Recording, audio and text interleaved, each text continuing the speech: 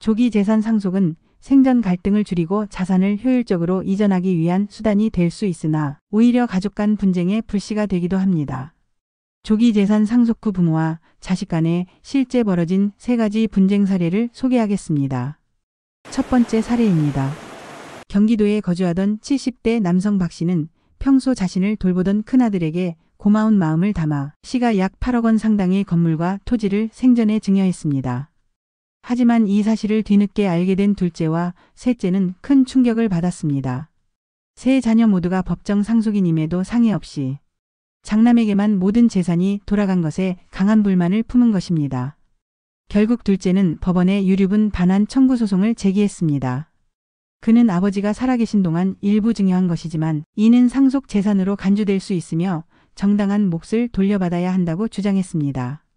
법원은 민법 제1114조에 따라 생전 증여라도 상속 1년 이내 이루어진 경우에는 유류분 계산에 포함될 수 있다는 점을 들어 장남이 받은 재산 중 일부를 금전으로 환산해 둘째에게 반환하라고 판결했습니다. 특히 증여 당시 다른 자녀와 사전 협의가 없었던 점이 판단에 크게 작용했습니다. 두 번째 사례입니다. 70대 여성 최 씨는 외동딸에게 평생 모은 재산을 생전에 대부분 증여했습니다.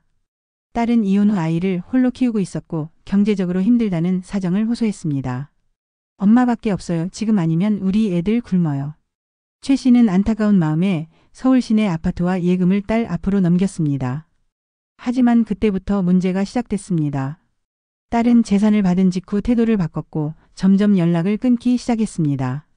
더 심각한 건 어머니가 조금이라도 간섭을 하거나 조언을 하면 이제 엄마는 내 인생에 간섭할 자격도 없어요. 더 말하면 요양원에 보낼 거예요.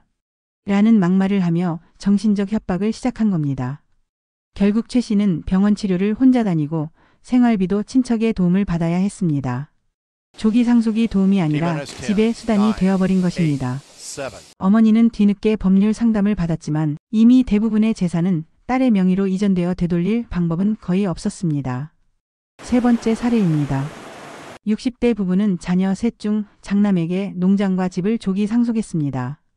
장남은 부모 곁에서 함께 일하며 오래도록 가족을 부양해왔고 이에 대한 보답으로 부모는 남은 재산 대부분을 장남에게 증여했습니다. 하지만 차남과 막내딸은 상속 소식을 뒤늦게 듣고 크게 반발했습니다. 우린 자식이 아니냐는 불만이 터졌고 형제 간의 감정은 걷잡을 수 없이 악화되었습니다. 상속 당시 부모는 너희는 이미 결혼할 때 지원을 해줬잖니라고 설명했지만 자녀들은 형식적인 증빙도 없고 사전 설명도 없이 진행된 조기 상속을 받아들일 수 없었습니다.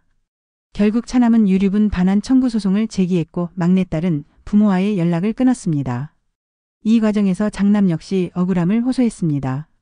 평생을 희생했는데 이제 와서 똑같이 나누자고? 라는 입장이었습니다. 이러한 사례들은 공평하지 않은 조기 상속이 오히려 형제 간 갈등과 부모의 외로움을 초래할 수 있다는 점을 상징적으로 보여줍니다.